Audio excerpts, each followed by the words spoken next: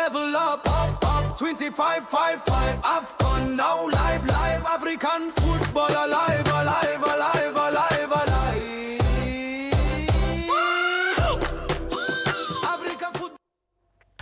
Welcome, this is AFCON Extra, only on TV 47. Many thanks indeed for keeping it here on this great station that gives you the very best highlights, banter, rumors, the very latest from Morocco, where the Africa Cup of Nations 2025 is currently underway.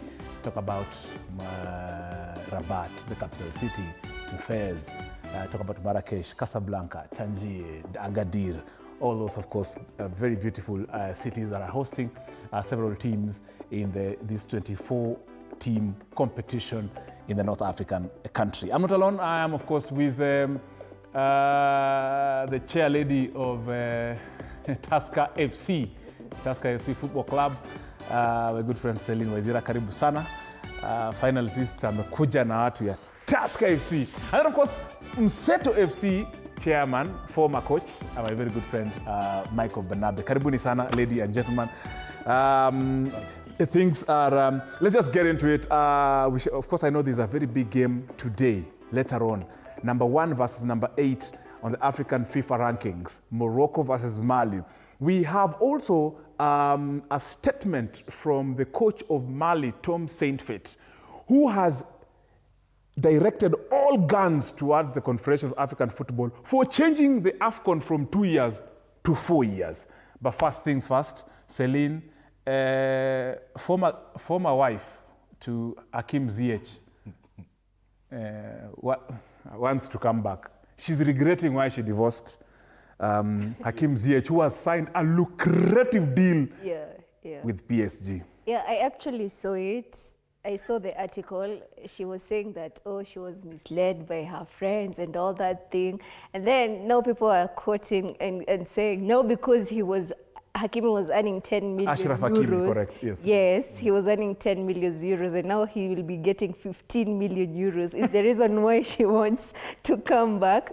But whatever she did, I don't think Hakimi is gonna ata mwangalia mara ya pili, because what she did, it was bad. It was bad. Yes, yeah, and this Ashraf Hakimi, my apologies if I said something else. These Arabic names give me problems. The only thing I will say about that is, men, that is another reason to fear women. But I guess we have a lady in the house. I guess and our sound engineer is a lady. The property. Fear them from morning. Fear them when you're taking your lunch. Fear them when you're taking your supper. On a lighter note, fear women.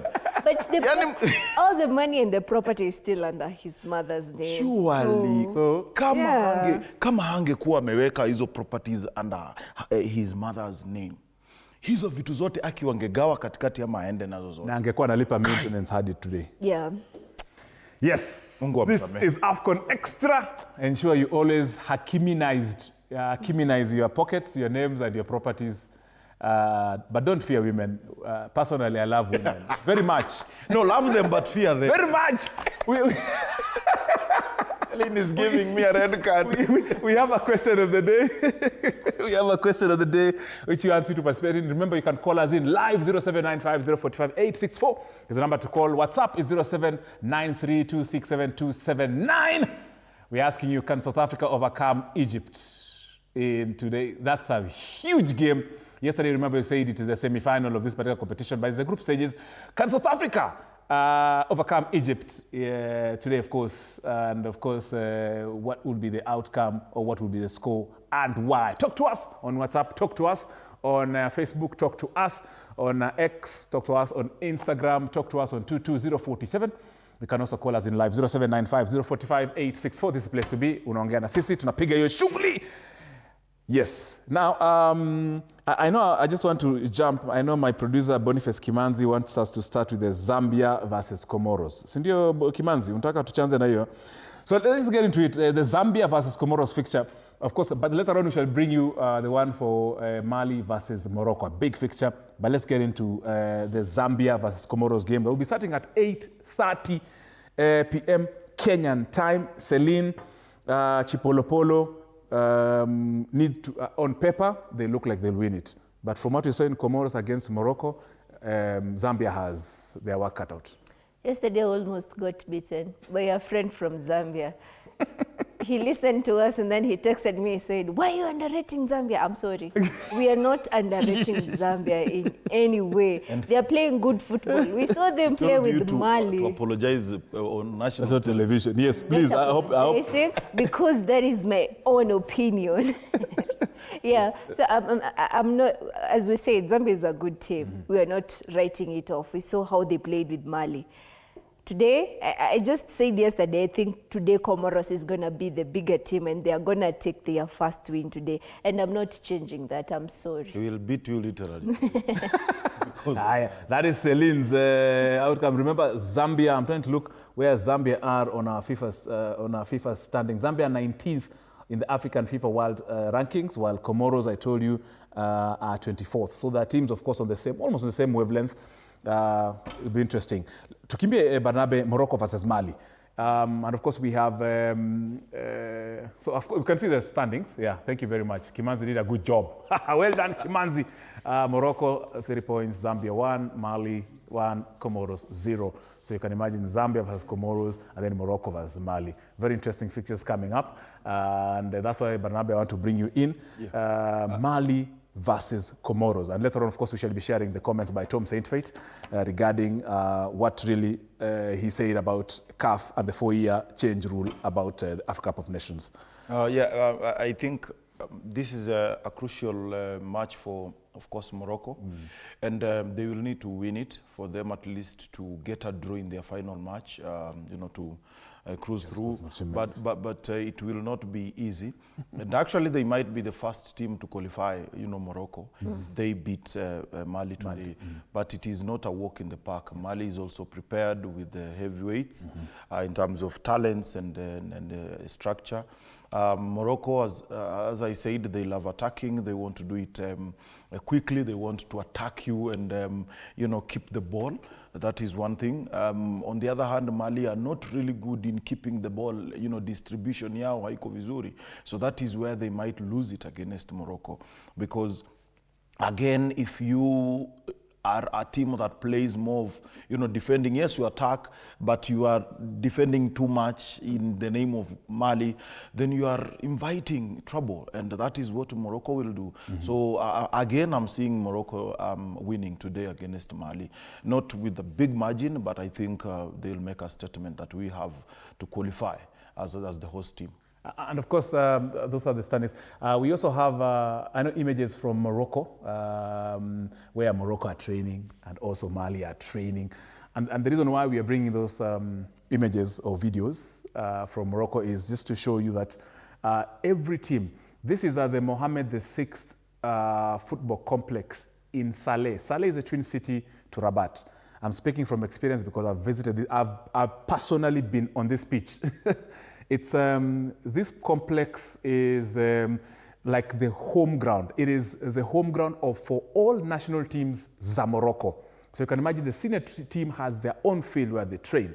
The under 18 have their own team. The under 15, both men and women, all of them have their specific fields where they train at the Mohammed VI football complex in Saleh. It's a complex. Yani it has a lot of fields, a lot of, you know, things there, structures, hotels, nini. Everything. Goodness. Everything. I remember, that's why we have something in Kenya called Kandanda something. Kandanda project. Goal project. Goal project? Whoever ate that money, please just visit Rabat, go to Saleh and see what a complex looks like. They have actually, they have actually Talanta. The project ya Talanta ya kudevelop, pia hiyo ilienda ni kama ilikunywa maji. Na sasa pia the only Talanta pia ilikuwa remaining, pia wanataka kuibadilisha to another name. So, I mean, every Talanta hapa ni kama imekufa. Let's also look at Mali training. The Morocco versus Mali game will be played tonight at 11 p.m. Kenyan time at the Prince Moulay Abdallah Stadium. And I'll request, of course, my director, yes, now we have those images of Mali training as well. And each team, again, we'll repeat this, each team has their own designated training field. They don't mix like in Kenya here, team A comes saa 8, ati team B comes saa 9, ati Mind you, all other 22 teams are also training in their own facilities. Correct. Because we have Mali and Morocco tumeonesha. Yes. But all the teams, all the others. So the 22 remaining are also, the Tanzanians, the Ugandans are also having their own facilities. Goodness. Oh. Yes, I just had to emphasize that, and I hope the right people are watching. Policy makers. Yeah, they have also been placed in, they have 5-star hotels. All the teams in Alala kwa 5-star hotels. All teams featuring in 2025 AFCON. And I know what five-star hotels mean, because I was in Rabat, the capital city. I was in a 5-star hotel in May when I was covering the infrastructure development. So I know what 5-star means. Now, we have, we talked to Saintfiet, the Mali coach, about the preparations that he's having against Morocco. So I'll request my director, of course, that specifically, hiyo moja tu ya kusema coach anaongea juu ya game ya Morocco ya Mali. Head coach wake atupatie hiyo bite. Very shocked with it. I'm very disappointed. 1957 was the first AFCON, and since that period, every 2 years there was AFCON. All the big teams won, but I think in Africa our only big teams, all 24 teams are good teams, and we never can disrespect or underrate any of the countries. We have a good sign. Teams who become world champion or African champion lose in the first game points. And I prefer lose points in the first game instead of in the last game, because the last game could be the final. So, no worries. Tom Saintfiet is a very experienced coach, and especially in the African matters. Now, you know recently that the Confederation of African Football president announced major changes to the Africa Cup of Nations starting 2028. Now, AFCON, instead of 2 years, it will be happening after 4 years. Mali coach Tom Saintfiet is not having any of that. Listen to him.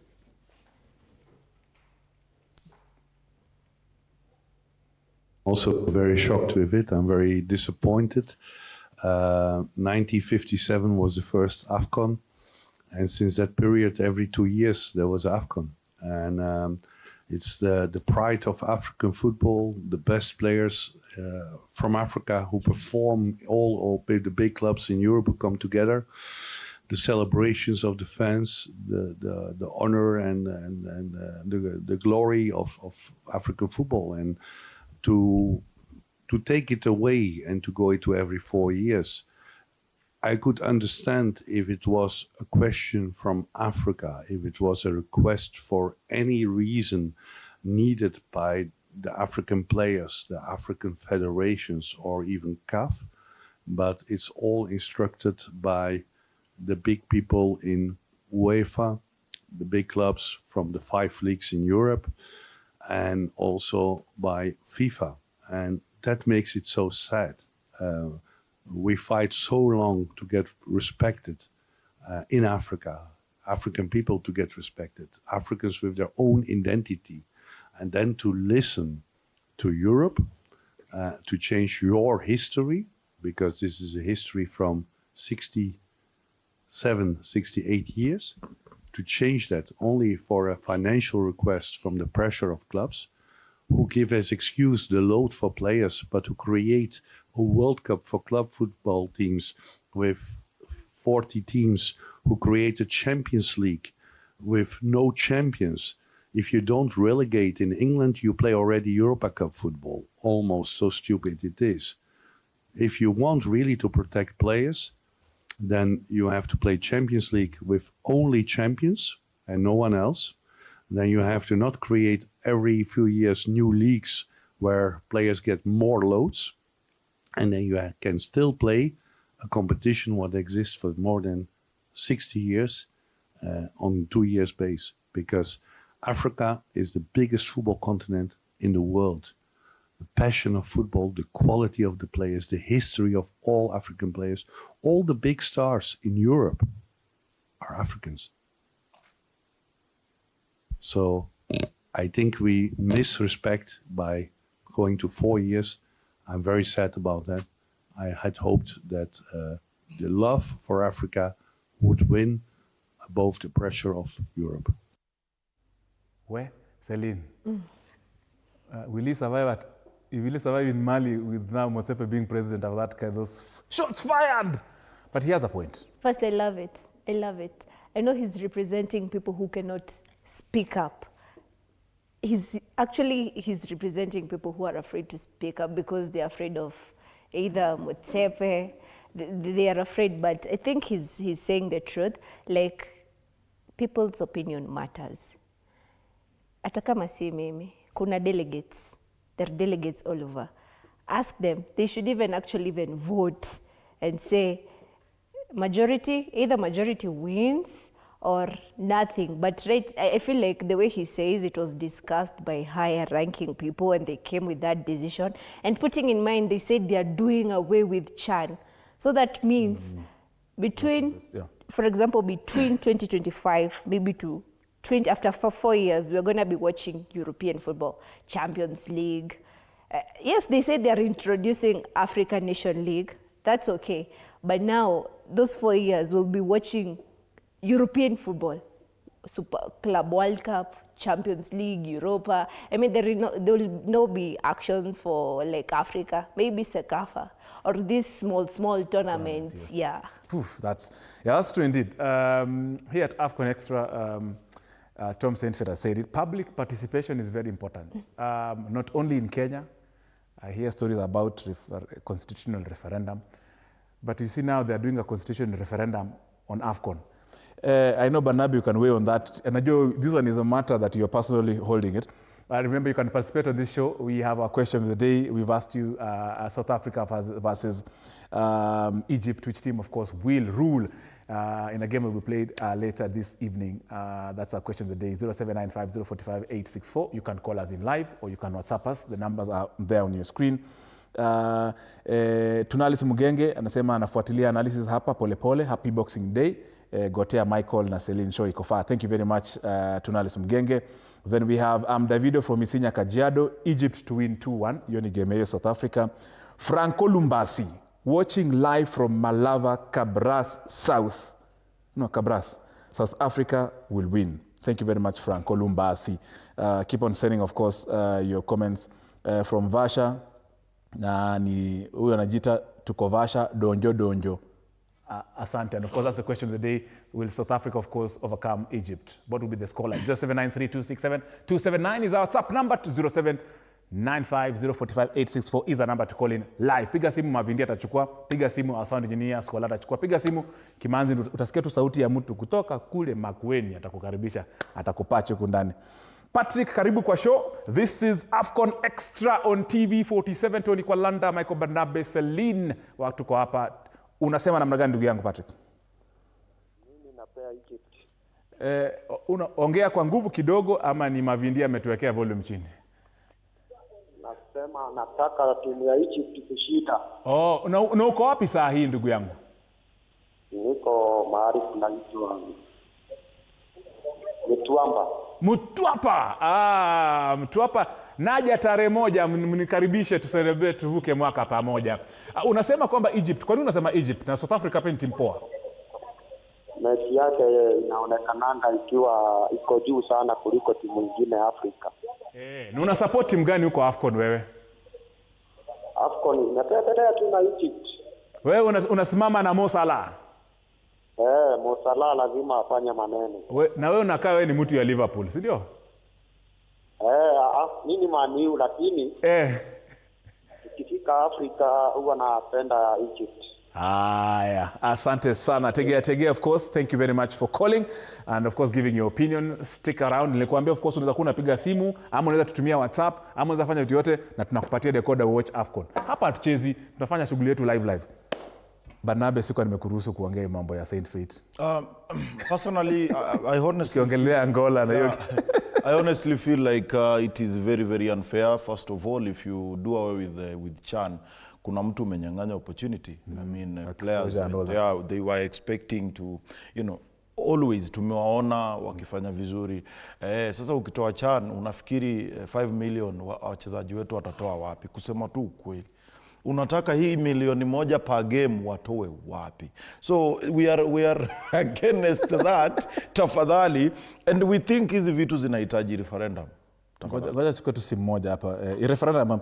Francis, habari ya kipipiri. Karibu AFCON Extra. Francis, habari yako? Hapa ni AFCON Extra TV 47. Habari yenu? Tuko salama. Habari yako? Mzuri sana. Niko hapa na Celine na Michael Barnabe kwa studio AFCON Extra. Unaona vipi game ya South Africa na Egypt? Itakuwa namna gani? South Africa itatwanga Italima Egypt. Unasema watu bafana wanapiga Fero. Wanapiga wafarau kabisa. Kwa nini unasema hivyo na venye Egypt wako na master kama kina Mo Salah? Vile ninaona hiyo timu sio kama vile sasa imeamuka, iko na nini? Sasa wameshika moto kabisa. Ameshika moto, watachukua leo. Sawa. Point 3 ni zao. Point 3 umesema zinaenda kule Egypt. Na unashabikia timu gani AFCON? Sio Egypt. Ninaenda South Africa. Sawa, wewe uko tu South Africa. Yeah. Haya, asante sana. Una support timu gani EPL? Na unijue kama wewe ni mtu ya Manchester United. Asante sana Francis from Kipipiri. Thank you very much for calling in. You can always be part of this. Barnabe, pole. Ulikuwa unasema referendum must be done. Referendum must be done because hii ni decision in affect all member states wa CAF.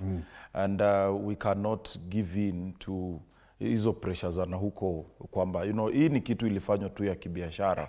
I think it should be redone honestly. That is my take. It is very unfair. We want our ways back. This is Africa. Do you know why mataifa ama clubs zinateta sana kina Man U, Chelsea, Arsenal zinababaika wakati AFCON inaanza? Because hizi teams iko made up of Africans. Without us hawawezi. That is true. Without us hawawezi, bole yao ni noma. So wao wanataka wanajiangalia na wanakuwa selfish. Ndio maana wanatuimpose those hizo vitu, hizo sheria. Sasa wameitoa within 4 years, yani sasa tutakuwa tu ni kuwatch tu bole yao peke yake. It's not fair.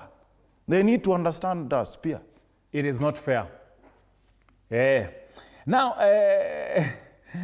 Mavindi, ulikuwa tuko na our correspondent from Uganda, Kampala. Anajulikana kama Saddam, had shared a report about how Ugandans are watching and how they are ready for that derby that is coming up against Tanzania. So we managed to speak to Saddam. Mavindi, what do you advise? We played. Let's listen to Saddam. Of course, we were able to speak to some Ugandans and what their thoughts about that particular derby in the Africa Cup of Nations. Hi, Tony. Thank you so much from the studios there in Nairobi. As you can see right now, the city is ghosted. Of course, this is Kampala. This road here is the main road that connects the highway, the road that connects, Kampala, Jinja, and then Busia, and then straight to Kenya in Nairobi. But as you can see, it is ghosted, and there are no cars, very limited cars if they are there. And of course, for us, we are here to give you the details, to give you the news. We never rest. That aside, last 2 days we had a match. Of course, the ongoing AFCON, you know very well that Uganda and Tanzania representing the East African community there in AFCON in Morocco. Uganda's first match was against Tunisia, but remember we lost that match 3-1.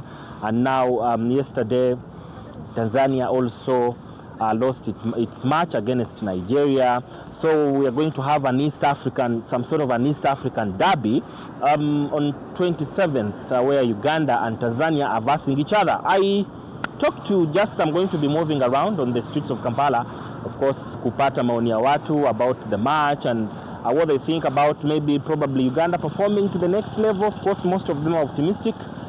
Yes, follow me from the beginning to the end. My name is Saddam Ubale here in Kampala. No, we are not. The problem is we don't have defense, but defense, because right now I have already seen the game. But for me, my problem is we don't have defense. Na namna sasa tunatembea na wachezaji wetu, nafikiri kuna kitu yenye wanakosa kidogo. Tuwaomba makochi waongeze nguvu, waone shida gani yatokezi wapi na matatizo nini.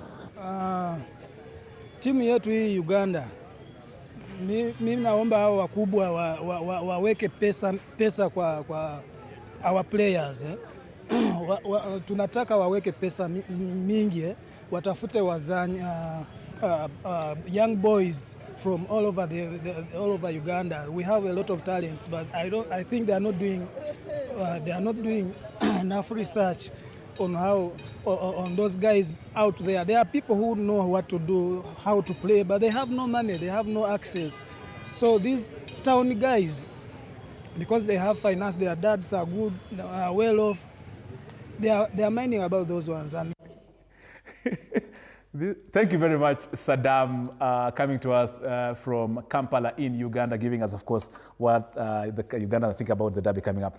I know time is short off, but let's start. Barnabe, 30 seconds, South Africa versus Egypt.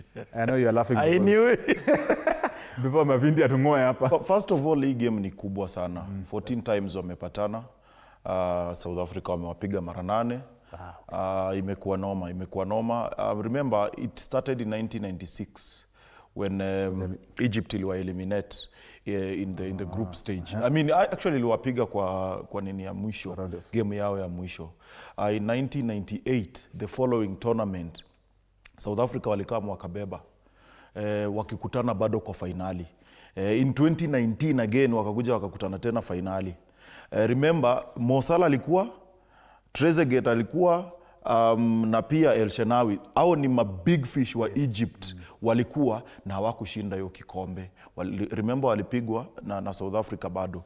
This time round bado wako na wanakutana kwa group stage. Remember, pia kuna makochi wao pia walikuwa wanacheza kwa hiyo 1996, 1998. So it is something yenye build up from that time mpaka saa hii. So itakuwa ni ngori, but for me nafikiri hii kitu inaweza kuwa draw because hiyo uhasama imekuwepo for a long time. Angalia Hassan, coach wa Egypt, ni noma. I can tell you. For me, I feel itakuwa 2-2, 1-1, haitaenda sana. Celine kwako, huyo amechukua 30 seconds. I feel like it's gonna be, it's those teams. One wants to qualify as number 1 in that group. If you look at the points, they are 3-3. Yes. So I feel like it's going to be a good game to watch. It can either be a 0-0 at full time or a high scoring game. But for me, I give South Africa the win. Tony, please allow me. Kwanza kabisa tujue wa Kenya leo wata officiate game ya Angola. Watatu. Kina Peter anaitwa kina Peter watakuwa wote watatu. Mmoja center, mwingine AR, mwingine AR2. Mwisho, pole sana kwa mashabiki wa Shabana. Remember Peter Okidi amehusika kwenye accident. Pamoja pia na Bernard Mwalala. Pole sana, lakini wako sawa. Reports zinasema kwamba hawajaumia. So pole zetu sana. Na Wakenya pia tufurahie juu wenzetu wanashiriki kwenye AFCON. So hiyo game ya Angola waitazame sana, itakuwa sawa. Na Mani ipigwe leo. Na Mani, yes, of course. Your feedback, Franco Lumbasi anasema kwamba that decision of CAF is not okay of 4 years. Malava Cabras, watu wangu sana. Then this is Dennis from Uganda, anasema South Africa will win Egypt 2-1. South Africa will win Egypt 2-1. English yako kidogo Dennis imenichanganya kwa Uganda, but thank you Sebo for sending in your comments. You are a good person. And of course my good friend Tunalis, asante sana for sharing your feedback on our numbers, of course, about that. South Africa, of course, we can see we've shared who the captain is and all that. A very solid goalkeeper that you're seeing on screen, Hayden Williams, Ronway, has been very key for South Africa, and of course could be the person or man of the match, especially tonight when South Africa are up against the likes of Mo Salah. I wanted to quickly, Nikona sekunde 30. So far, the Morocco versus Comoros game had 60,000 fans. Cameroon versus Gabon, 32,000 fans over. Egypt Zimbabwe 28,000 fans. Hii ilikuwa ni ile game walifungua uwanja. Senegal and Botswana 18,000 fans. Algeria Sudan 16,000 fans. DR Congo Benin 13,000 fans. Ivory Coast Mozambique 13,000 fans. Tunisia Uganda 13,000 fans. Nigeria Tanzania 11,000 fans. Mali Mali and yes, hii Mali na ingine Mali and Zambia 10,000. Burkina Faso and Equatorial 10,000. South Africa was Angola 4,000. Imagine. And they have 9 stadiums now available. 9 stadiums available. Thank you very much, Michael Banabe, chairman of Mseto FC and former coach of Mseto FC, and Tusker FC point lady, that is Celine Waithira. Hata medunga yake CW pale, kimeshikilia vizuri sana. Thank you very much for making time. This week, of course, we've been with you, giving the very latest from Morocco in Africa Cup of Nations. We will be taking a break, and of course, my colleague Duncan Mutua and an entire other squad, of course, they'll be here. Duncan will be seated here, and of course, the other two will be on the other side from Monday to Friday next week. Many thanks indeed for watching. Happy Boxing Day. Merry Christmas. God bless. Take care. And, oh yeah, sorry. My director is Nick Mavindi, Sanik, this gentleman from Eshisiru Ward in Vihiga County. My sound engineer is the lovely Scholar. My producer is Boniface Kimanzi. Our camera person inside here is the man to revolve himself, Shabana FC, Mr. Momanyi. To graphics, we have the young man called Edu Salama. Digital, we have Brian, MCR. Mark on MCR, and the transmission, of course. And on behalf of Cape Media Limited, we want to wish you happy festivities and happy holidays. Arthur on the technical beat. From us, tunangoja tu kupatia decoder. Sisi tumeenda. Weka hiyo song ya pala pala pa pa pa pa pa pa. Can Morocco can yes we can Mama Africa rise golden prize Africa Cup level up 25-5-5 AFCON now live African football.